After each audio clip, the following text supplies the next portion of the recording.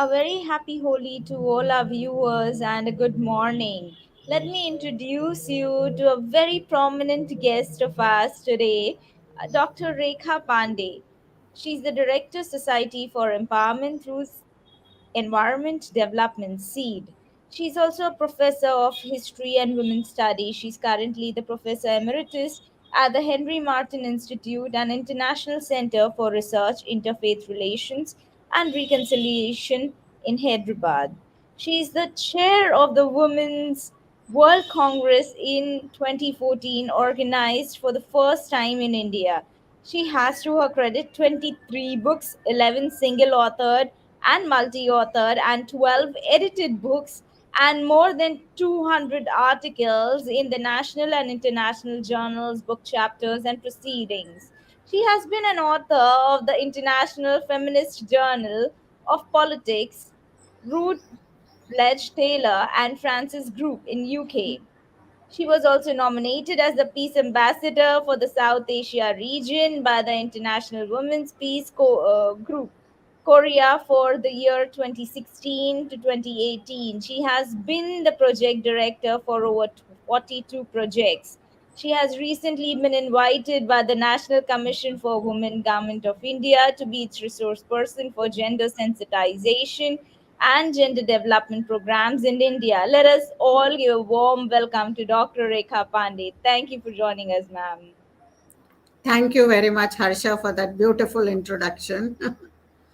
And the more I say, the less I feel I have missed out so many points out there. So it is so good to have you with us, a truly empowered lady. And we would like to learn more about your journey and how did it all begin and why gender sensitization only. Fine. So you just want me to speak in the beginning a little? Yes, yes, ma'am. Yes. Okay. Thank you very much, Harsha, and for giving me this platform and inviting me. Now, we are all talking of gender sensitization. When we talk of gender sensitization, it refers to raising sensitization on gender and equality concerns. It also helps people examine their personal attitude, beliefs, and questioning the realities about both the sexes. So what I feel is through gender sensitization, one can bring in a modification of behavior so that, we create a society where there is more gender awareness, where there is a empathy to create gender equality. And to me, gender sensitization becomes a very important instrument to bring about a social change. It will concretize both men and women towards understanding the multidimensional roles which are played by women. It can be viewed as a very critical instrument to improve our knowledge about society. And at present, I feel our knowledge about society is very partial, it's very biased, and it only projects that view of social reality which is derived from a male perspective. So definitely, once we become gender sensitized, as I said, we can create a better awareness about these unequal relationship between men and women. We can understand the cause for gender disparity. We can highlight the contribution of women to the social process. And once we become aware of this, it could also facilitate social action. We would be able to understand the roots of inequality that has led to the invisibility, marginalization, and exclusion of women. And ultimately, our goal is the creation of a gender just society. Because unless there is gender equality, we cannot have social and economic progress. Equality is about ensuring that each individual, I'm just talking about women now, but we need to also talk about caste, the other sex, and see that there are equal opportunities created for everyone. No one should have a poorer life chance because the way they are born, where they come from, what they believe in, or whether they have a disability. So gender equality recognizes that historically certain groups and peoples with protected characteristics such as race, disability, sex, sexual orientation, they have always experienced discrimination, and we need to really work around this. See, we need to understand certain basic concepts before we move further. We always talk of sex and gender. Sex is something which is biological, it is natural, it is given. And since it is constant, men are the other sex, it cannot be hierarchical, it is non hierarchical. Whereas gender is something which is socio cultural, it is created by the society, we learn it, and since it is an artificial creation, it can be changed and it is very hierarchical. We also talk of patriarchy. Patriarchy is the rule of the father. It's the whole system of social structure and practices where there is male domination and women subordination. And it also interlocks with a large number of other structures like caste and class. Now, having said that, I strongly believe that we cannot divide the world into two, that you have men on one hand and the women on other. It's not that every man is dominating and every woman is subordinate. There are different layers which we need to understand. But definitely, when we talk of patriarchy, we are talking in terms of the universal rule, because what men are controlling under patriarchy is property, economic resources, labor, reproduction, sexuality, even mobility. We see so much of a manifestation of patriarchy throughout our country. There is a son preference, girls are discriminated in food distribution, we have restricted educational opportunities for them. You hear so much about domestic violence, sexual harassment, rape. Women have limited control over reproductive rights. Another very important concept that we need to understand is socialization. It's the whole process by which a child becomes an individual, whereby they respect his or her environment, laws, norms, and customs. Now, gender socialization becomes a very focused form of socialization. How children of different sexes are socialized into their gender roles. And it teaches us what it means to be a man and women. And because of these concepts, we have even divided the world into two.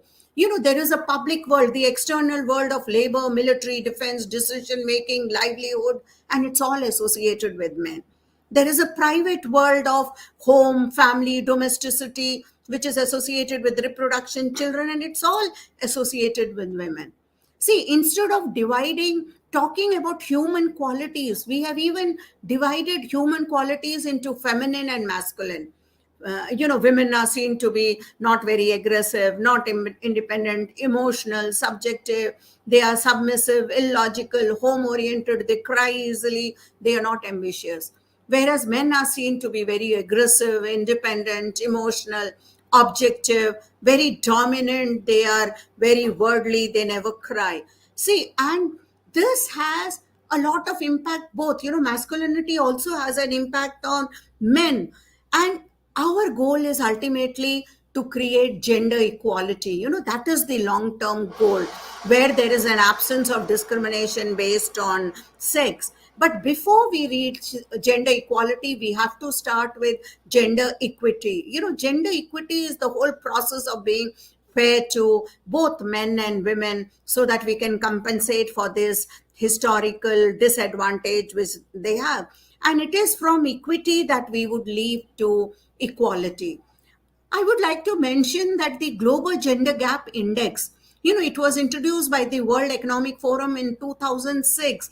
And what it does is, it's a framework for capturing the magnitude of gender based disparity and tracking the progress over time. It has four benchmarks in terms of national gender gap, talking of economic, education, health, and political criteria.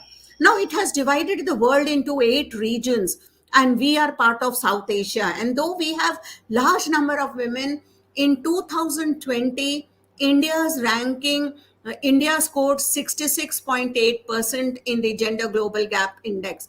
We were 112th position among 152 countries. And so, from 2006, it pointed out that our gap is only increasing. It is becoming wider, whether you look at it in economic terms, whether you look at it in political terms. And only little improvement we have made is in leadership role. because our ranking was 136th over here. So, when you look around you, maybe I'll bring up these points in detail in discussion. I don't want to speak for a long time. Whether you look at the issue of girl child, you look at sex ratio, violence against women, how they are harassed at workplace, trafficking, polity, health, education, economy, all this we find is, there is a lot of gap between men and women. If you look at our sex ratio, in 1901, for every 1,000 males, we had 972 girls. But by the time we came to 2011, for every 1,000 boys, we only have 914 females born. We have even used technology to deal with this. The sex ratio is being skewed in our country, and we find that there are a lot of issues in different sectors.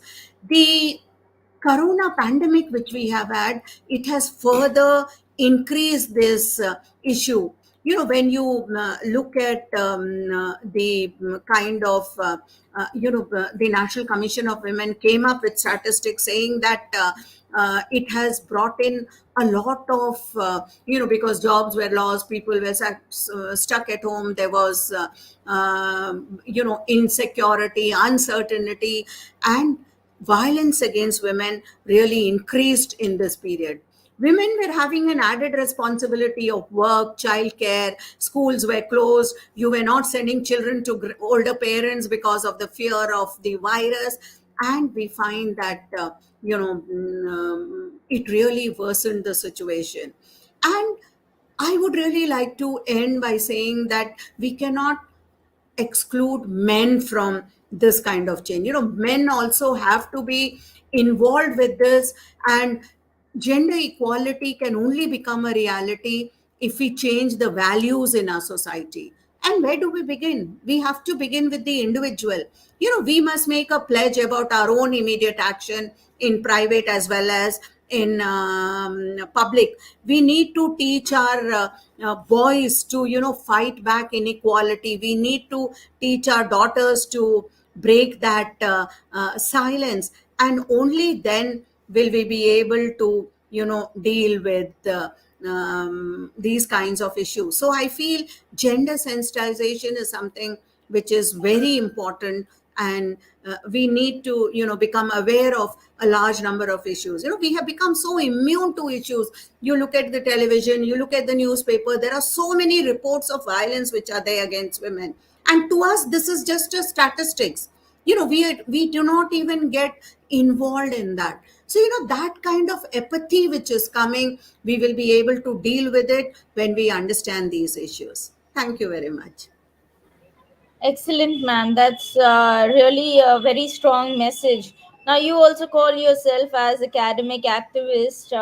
Could you explain more to us on this? And you've been an academician and practitioner for more than 4 decades. Your observation been about the condition of women in these evolutionary times? As you mentioned that the ratio has just reduced, hasn't Hmm. increased in spite of all the work that we are doing. So, how do you see us on the path to improve and not reduce? Yeah, thank you, Harsha, for that question. See, I'm a trained historian, but I became very much interested in gender studies issues. And in a career spanning for 40 years, I've worked in 4 different universities: University of Allahabad, Maulana Azad National Urdu University. I taught courses at Triple IT, and then my own university, Hyderabad University. So, to me, I strongly believe that women's studies is not just in discipline. It makes a lot of difference, because what it advocates is by crossing theoretical boundaries, be it multidisciplinary, interdisciplinary, or transdisciplinary. It helps us to examine an issue from a variety of intellectual standpoints. So therefore, studying of women cannot just be a theoretical exercise, according to me. It has an agenda behind it, that when you are studying these issues, when you become aware of these issues, you are also trying to transform the world. And it is these concerns that have mostly been at the center of my writing, publishing, teaching, and therefore I call myself an academic activist. Now, as far as your other question, that what are the changes that I have seen, in times. See, from where we started, definitely we have moved forward, and yet I strongly believe that there is a lot which women need to achieve. See what happened during the freedom struggle, when women were also asked to come and join in. Many of them joined, and they said that yes, we would like to be part of the freedom struggle, but our fight is two pronged. On one hand, we are fighting the Britishers, we want them out of our country, but we are also fighting patriarchy at home. But at that time, there was a big, discussion, and it was felt that we should not divide our resources. Let us all be together and only fight the Britishers. And many women joined in. There was a big utopia saying that once we become the masters of our destiny, maybe we'll be able to bring about a change, we would bring about a transformation. So women also joined in. When the Britishers were out, we were very happy. And we thought, when we become the masters of our destiny, women's position would also improve. But sadly, in 1975, when the Status of Women Committee report came, it really showed that there was so much of a lacuna in terms of economic, social, and political aspect. And like I already pointed out to you, the global gender gap also talks about it. So there has been, we have achieved a lot. Whereas, in my generation, girls were not even allowed to go out of the city where their parents were. We could not imagine a career outside a place where our parents were staying. I stay in Hyderabad, in the high tech city.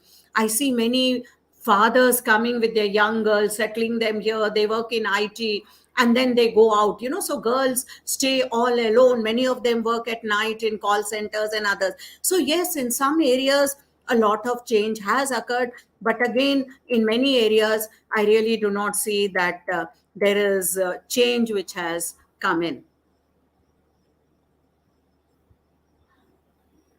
I cannot hear you, Hacha. Very well said, ma'am. Yeah. It's a lot of experience in a short few lines that you mentioned, and yes, a great deal of change has been observed, but we are still a miles to go that far. Now, what are some of the key areas of gender sensitivity would you like to mention? I have written a lot about this, and I refer to them as 4Gs. When I talk of 4Gs, I say that, first we need to talk about the girl child and what is our attitude towards her. And second, we need to talk about gender violence.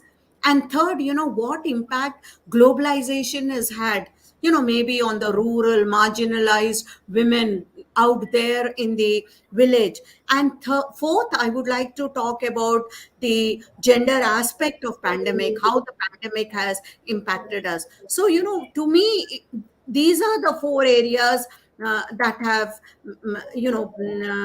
very much impacted and have created, need to be really addressed when we are talking about women. Okay. Now, the Indian and the Indian women have come a long way post independence. We are also leading in politics in some of the most powerful countries, but still there are gaps. So, what are the three gaps for immediate improvement, according to you? See, like I said, to me, if you talk in terms of three gaps, definitely, we have gaps in our political system, social system, economic system. I've already mentioned about the gender gap index, where India stands 112th position among 152 countries. But if you ask me only about three gaps, I think we need to first talk about the girl child. To me, that is the utmost. Look at the skewed sex ratio. See, in our society, we give so much preference to a son. It's a patriarchal society, and according to Hindu scriptures, you'll be surprised to know that in the Atharveda, there is a poem. When the wife becomes pregnant, both husband and wife go and they pray, and they say, "Oh God, grant us a son here and a daughter elsewhere." Again, if you look at the Samveda mantra, there is a prayer where the husband prays with the wife: "Unto thy womb let a fetus come, a male one, as an arrow to a quiver, let a hero be born unto thee." And again, there is a prayer which says, "Give birth to a male son, and after him let there be a male born. May thou be a mother of son." See, I mean, I can go on talking. There are so many prayers which are there in these texts for a woman, so that she can give birth to a male. Apumsivansa vrat is observed by the women so that they give birth to a male. And if a woman does not behave properly, it has the capacity of converting the male fetus into a female fetus. See, and I'm talking about a period which is more than 4,000 years back. But then today also mindset has really not changed. You look at the proverbs. I'm sure in every region you have proverbs. In Telangana, the region where I am now based, there is a proverb which says, "Bringing up a daughter is like watering plants in someone else's garden." And if you tell lies, you will get a daughter. So we have these proverbs which continue till today. And the main reason is, if you look at the whole Hindu philosophy, a human being comes to this earth to fulfill three debts. And these debts are to your gods, to your sages, and to your ancestors. And after you fulfill these three debts, you can then retire into the Vanprastha ashram. Now, what happens is, sun becomes very central to the Hindu way of life. None of the rituals in the family can be carried out without the sun. And there are very clear instructions that if a woman is not able to produce a son, she can easily be passed over for religious purpose. A son is called Pooth, and Pooth means, hence the word Putra. Putra is somebody who protects you from hell. A father can throw his debts on his son, and it is through a son that he conquers the world.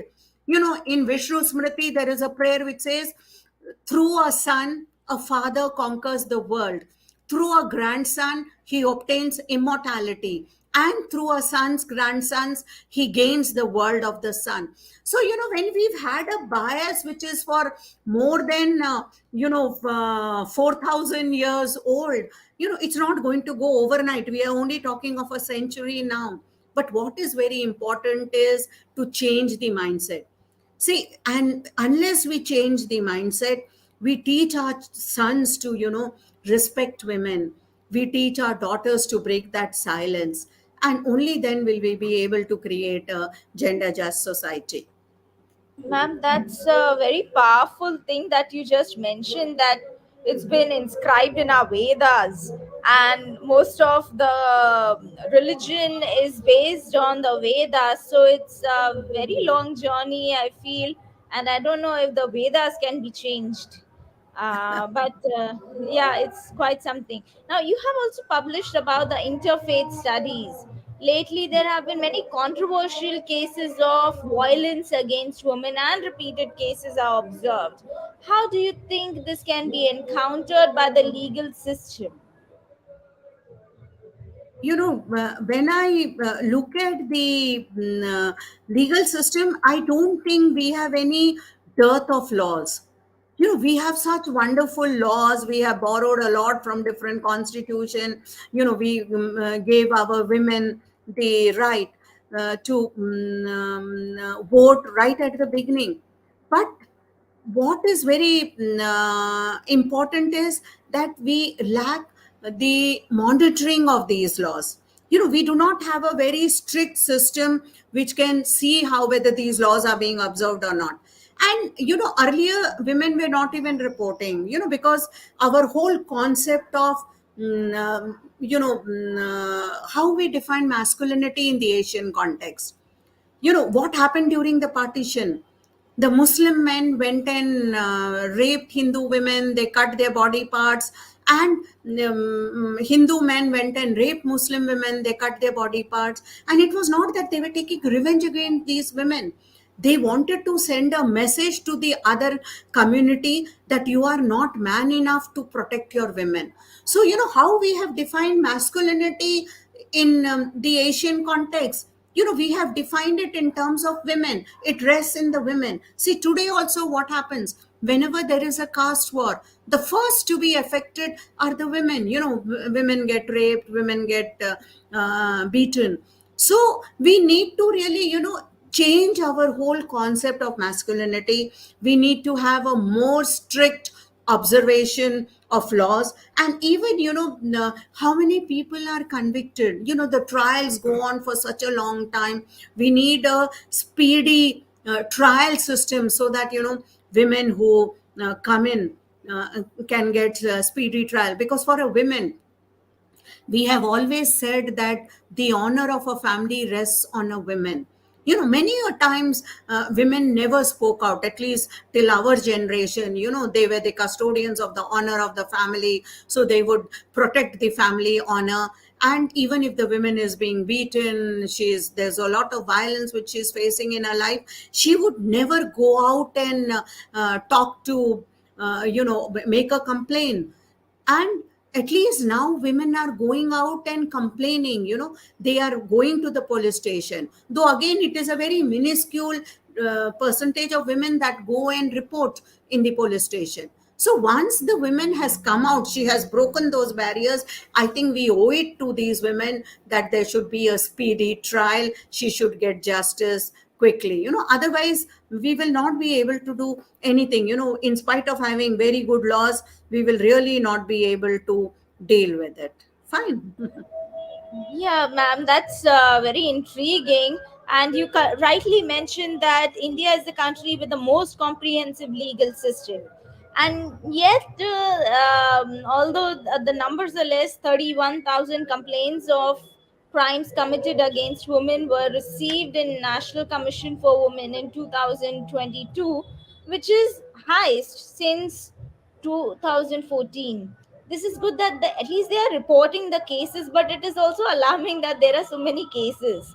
The judiciary system is a long process. Justice delayed is usually the justice denied. We've seen the same in some of the past cases. Now, do you think should a separate court to address crime against women in all spheres be constructed? See, I'm not sure whether having a separate trial. I mean, definitely we would like that. That's a idealism we would all want. But then we also have to understand the limitation, the financial limitation. As it is, our judiciary is overburdened. So many cases, and the trials go on for years together. Look at criminal cases, look at civil cases. So I'm not sure whether we will be able to do this, though of course that's always the ideal. But at least when a case comes in, instead of allowing so many trials, if the other party does not turn in, we again give another date. If they don't turn in, we give another date. I think we need to deal with this. And from what I have heard about the US system, which I discussed with many of my friends, if a person does not turn on that day, they do not give another, unless it's a very serious thing that you've met with an accident, or you are in hospitalized and a decision is taken. I think we need to do something revolutionary like this, because even in the existing courts, if the case comes up, yes, we can have a speedy trial. We should give importance to it, and only then will we be able to deal with it. And yes, of course, finally the ideal is to have a separate court for women, where these cases are taken up on a daily basis and justice is delivered. But since it cannot happen, at least we can follow the other two. I agree with you, but yeah, the idealism to protect the Lakshmi, they need to spend some Lakshmi also, na? We are like Definitely, the Lakshmi yeah. Durgas and Saraswatis, so I'm sure they may consider it in time. Now, a poll by Thomson Reuters ranked India as the country with highest rates of female feticide in the world.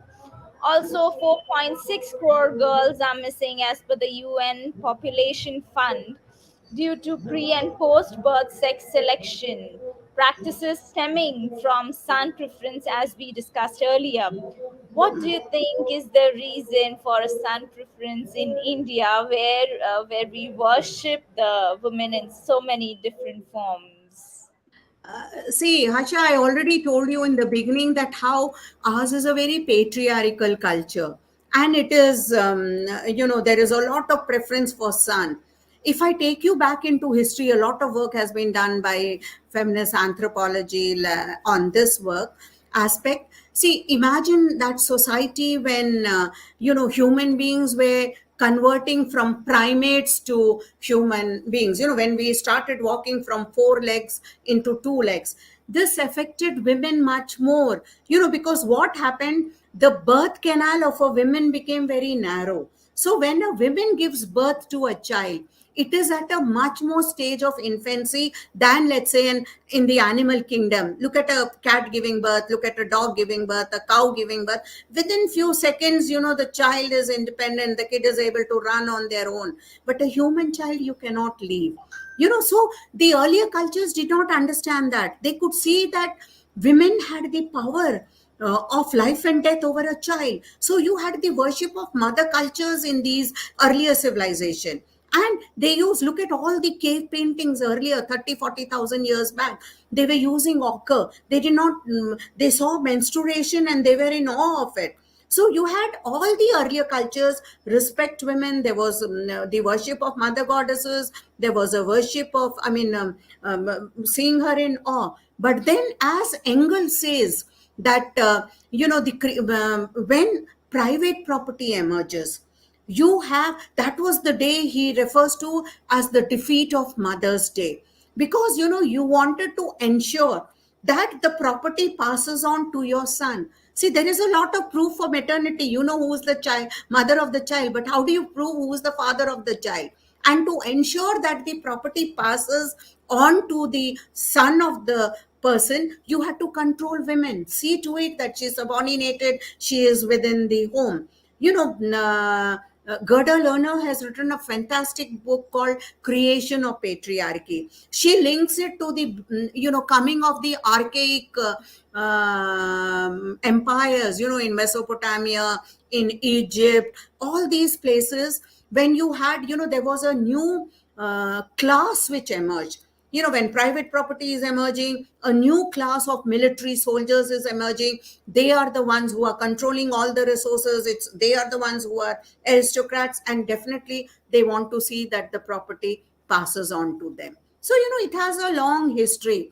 And as a historian, let me tell you, we have, what is history? We look at the changes in our society. If I look at Indian society, right from the beginning, we had a primitive mode of production, you had a slave mode of production, you had feudal mode of production, you had capitalist mode of production, you had socialist mode of production. But patriarchy continues right from the beginning. In fact, it gets strengthened when there is a change which is taking place. And women also internalize a lot of these values.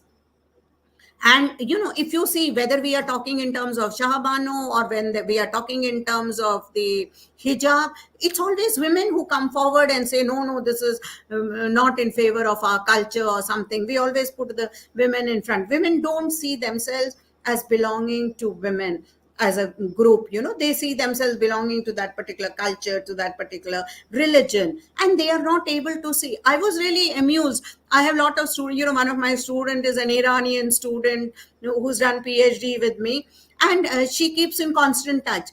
At the time there were hijab debates happening in India, we were talking about how it is very essential. In Iran, all these girls are going, they are throwing their hijab, they think it is being, they are controlled by it, they want freedom. And here we wanted to say, no, no, it is a part of our culture and our tradition, and we want the hijab back. So how women are also inducted into patriarchy is very interesting. And how they are not really able to see. The same thing happened when a sati was committed. in Roop by Roop Kanwar. She's an educated person in Devrala. And what happened at that time? Many of these Rajputs, young people came up and they said it is part of our culture, tradition. We want to celebrate the Sati Mahotsav in a big way. And first time, I think in 2005, many women's group came and said Sati is nothing but a murder of a woman, and they did not allow it. They filed a writ in the High Court. And prior to this, what do we have? We have idolized Sati in such a way. You have Sati stones, Sati temples, and imagine, we don't look at the details. If you just burn a finger of a person, a live person, what is the first reaction going to be? She's going to run away from the pyre. But instead of you know imagine a sati running away from the pyre. So there were various ways in which it was done. Raja Ram Mohan Roy was so disturbed when he saw his sister-in-law being forced to commit sati, a young woman. In Bengal, they would tie the hands on top and the legs on a pole. There would be long, loud beating of drums, chanting of hymns, that the cries of the women were not heard. In Madhya Pradesh, they would dig a pit which was 10 feet deep. So even if the women wanted to escape, she could not escape. And yet we kept talking about, the glorification of Sati. Clarice Bader wrote a book in 1827. It's women in ancient India. And she says, here is a lesson for Western women. They need to learn from Indian women that they are so bold, they are self-sacrificing, they don't care for themselves. And the law only wanted them to identify their life with their husband, but they went one step ahead and even identified their death with their husband. So you have all these kinds of ideologies which are said, and we are not really able to see the reality as it exists. Fine.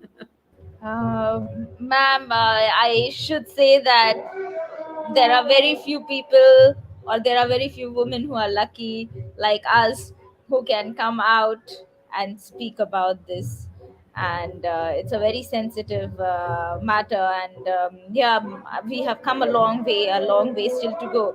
Now, in the corporate world, although having females on the board is essential, not all are following it. Even the today, the public sector companies or the publicly listed companies are having men at the helm of affairs. What compliances should we bring in, although we have enough laws? How do we ensure that the representation of women on boards is equal? We often see the entrepreneurs magazine also, and it's always covered with males. Of course, they are good, but you should see the amount of opportunities they are given vis-a-vis a woman entrepreneur, or even in the boards. So how do we ensure that the laws given and the compliances and the rules introduced, they are being implemented? Yeah, Harsha, see, definitely you have lot of boards, but again, I would like to say that unfortunately, the representation of women in the boards is very little. I have done projects related to IT and gender. This is another area where I'm interested. We brought out books on these issues, and when I look at call centers and how many women are there in decision making positions. Women are there in IT everywhere, but they are at the lower rung. So we still have a lot more to achieve. We need more women representation in these boards. And first and foremost, we need to promote these women at work. We have to empower women in these companies. We have to find ways. I think the onus rests on the men in that company. First step is to make them gender sensitive, and once they become gender sensitive, they would like to bring about a change, and only then can they find ways to amplify the female voices. They have to diversify leadership by promoting much more women. We have to really establish goals for improving this gender diversity. And we need equal wages for equal work, so that women experiences are also counted in fact, we also need a fair parental leave policy, which is not there in many companies. We also need a lot of participation of these women from out of work activities. Only then can women be more empowered. In fact, I strongly believe that the financial benefit of a gender parity in the corporate world will definitely help the corporation as such. In fact, the Fortune 500 companies which have a lot of representation of women in management position, and it is they are able to deliver more than 34% share, higher than the other companies, and yet they have a very low representation. This is something which we have all over. So we need to really sponsor these highly qualified women candidates.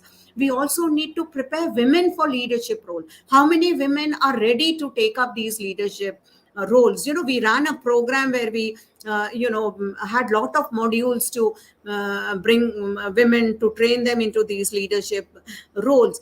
And the whole tone of that organization should be set in such a way that you empower women. And finally, I think we should walk the walk, because unless we kind of bring in these kinds of changes, the company would not benefit in the long run. Fine. Yeah. Okay. Can you hear me? Yes. Harsha,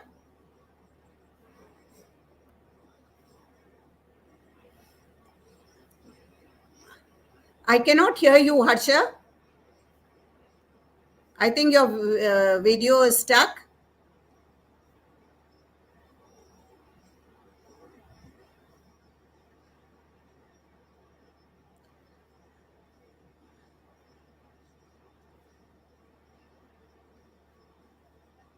Can you hear me, Harsha? I think your video is stuck. I cannot hear you.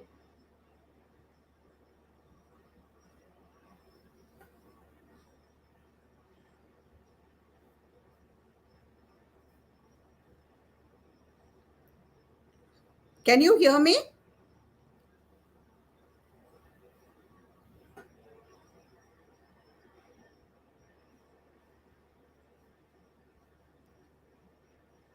Hello?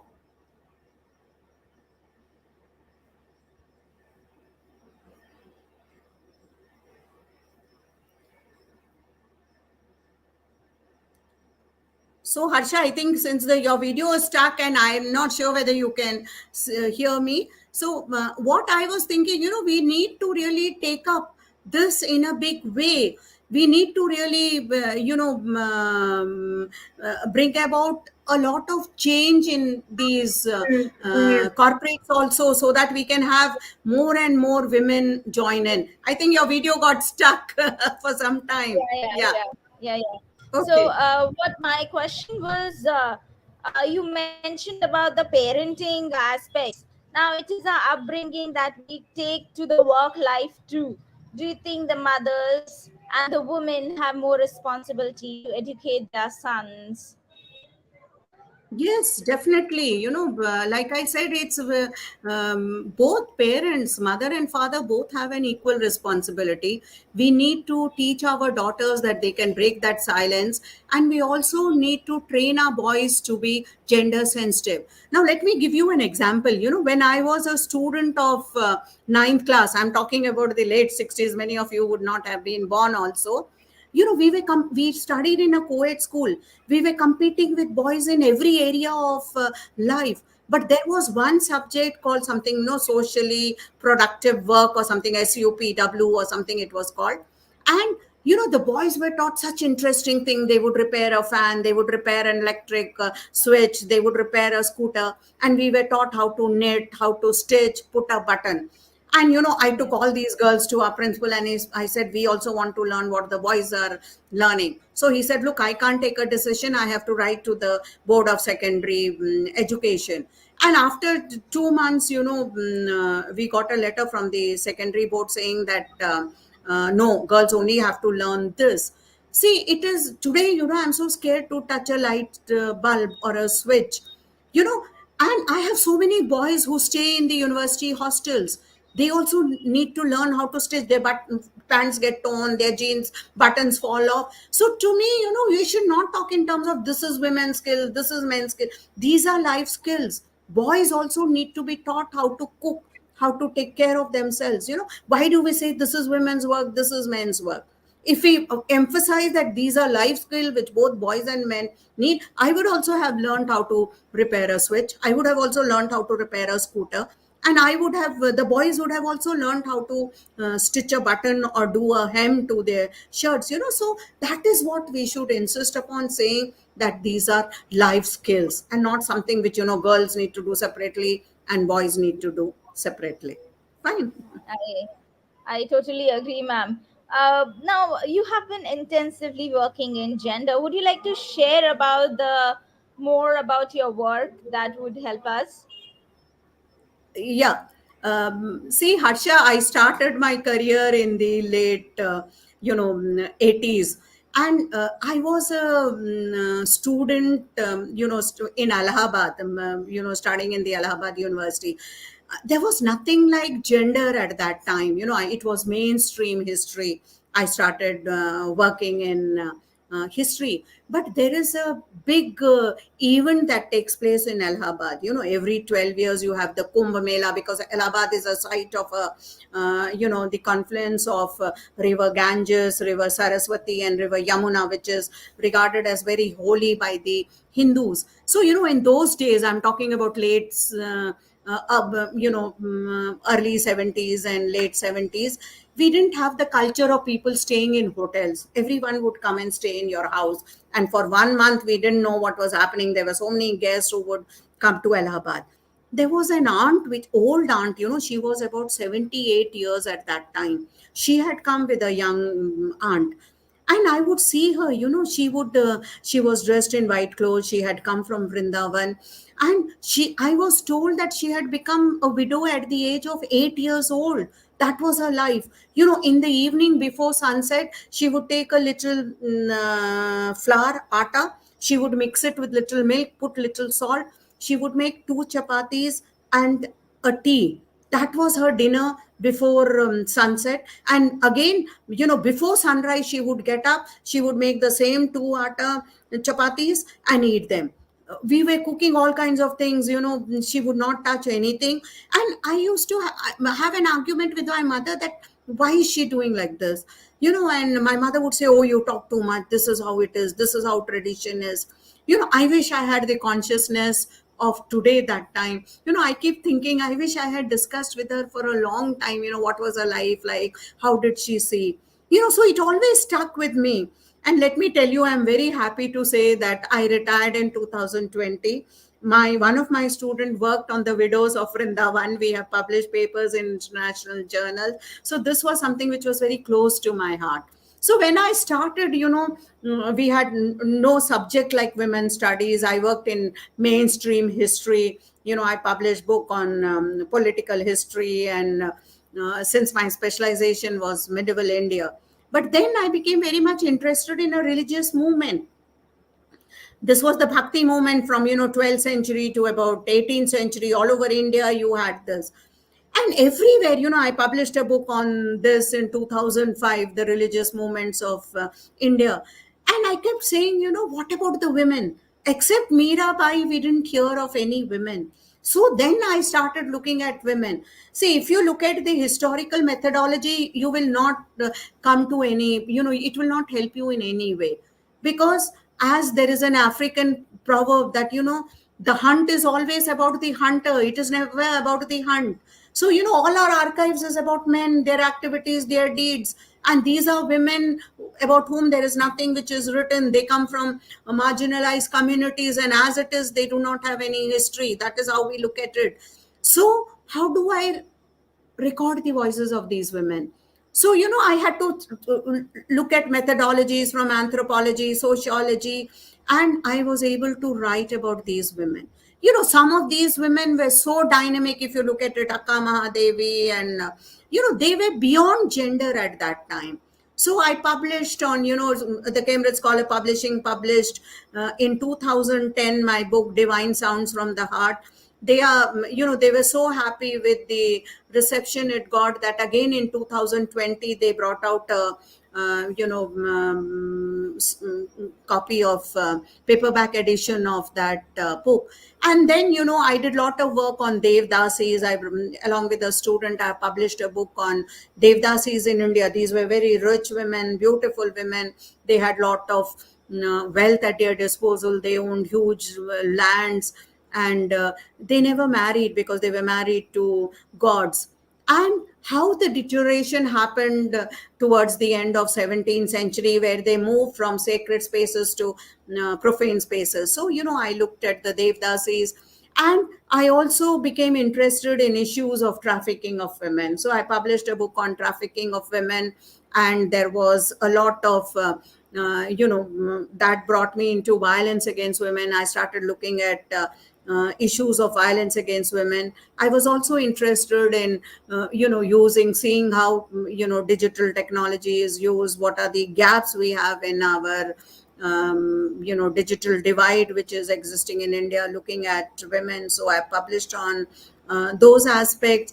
And one of the major projects which is very close to my heart is when women in Andhra Pradesh, they fought against the liquor barons, and they were able to bring about a change. I'm very happy to share with you that in 2019 the UNESCO chair of, they selected about a large number of studies from around the world, and finally about 35 studies were selected, and my study on these women is part of that was published by the UNESCO chair. And then, recently in 2023, Routledge published my book on BD workers, the women who make these indigenous cigarette, the whole exploitation and the work which they do. And so, these are some of the areas that I have worked on. Fine. It's very interesting, ma'am, to learn about all the varied aspects of the work that you have been working upon, and it's very inspiring. Now, I am a woman entrepreneur, and I may say that the representation of women in entrepreneurship is even less than politics, especially the first generation ones. Shall we expect you to conduct a gender sensitization workshop for the investment fraternity? Yes, definitely. Because I think I'm very passionate about women's studies, and I really do not miss any opportunities where, we can see if little change one can bring about, touch anyone's life. And as you said, yes, how many women are capable of applying for credit, or, running entrepreneurship enterprises on their own. And when I talk of enterprise, I take it in a very large way. A BD worker who is working at home, women who are making bangles, they have no voices. At least the educated women who are at the top, they are aware of it. But these women, who need this money for survival, women who are in construction work, all these women have no voices. So we really need to represent them, see how best we can approach them. So yes, definitely, anytime you call me, I'm there. Thank you, Fine. ma'am.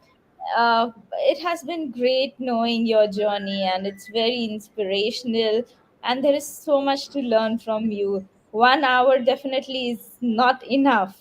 Would you like to share a message for all the viewers who are watching now or who may watch it later? Yeah, see, definitely, my message would be that, to me, gender issues are not just women's concerns. They are societal issues. I have a lot of discussion with my students in class, and many times these boys turn around and say, "Ma'am, I don't believe in dowry. I will never take dowry, but I cannot say anything to my parents. How can I tell them anything? So let the girls deal with it. After all, it's their issue." So I tell them, fine, it is your issue. I mean, it is the girl's issue as of now, because you are getting married. But tomorrow, when you get your daughter married, do you think it will be your daughter's issue? Then they keep quiet. So the point I'm trying to emphasize is gender issues are nothing but societal issues. We need to really understand with empathy the whole gender role divisions and sharing it. We have to what the perceptions that we have, the attitudes and behavior that we expect not only from women but even from men, these need to be changed. And unless all of us work towards it, when I'm talking about all, I mean all institutions, starting from family, society, educational institution, the state, the market, media, religion, caste, culture, literature, and other socializing institution, we will not be able to bring about a change.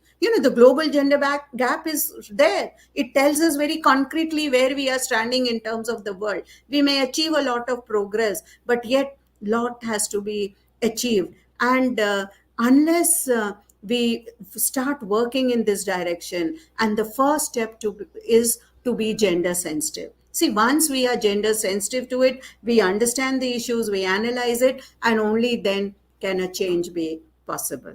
Fine. So, my message is that gender issues are societal issues concerning everyone.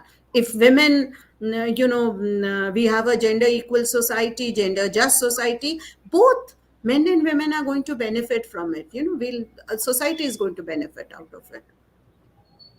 Thank you. Thank you so much, ma'am, for such a insightful discussion. And there is a lot of things that people can take away. We would definitely like to organize a more comprehensive gender sensitization workshop for the larger audiences in the corporates as well and otherwise. And we would love to see you again.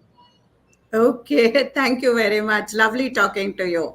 Wish you a Bye. very happy Women's Day, and hope you have fun. I understand you are in Dwarkadhish, and enjoy your Holi and a very happy International Women's Day. Happy International Day, Women's Day, ma'am, and to all the viewers who are watching this, and happy Holi. So, thank you so much, ma'am. It has been an honor to have you with us on our show as a guest speaker. Thank you. Thank you. Thank you very much. Okay. Thank you, everyone, for watching us live without the SDG 5, that is gender equality. Nothing, no other SDGs would ever exist. So here I am at Dwarkadish, as ma'am had told, and my view is directly facing the temple. So on the day of Holi, I would like to show it to you all.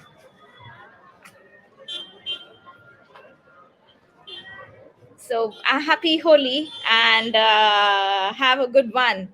Play it safe. Bye.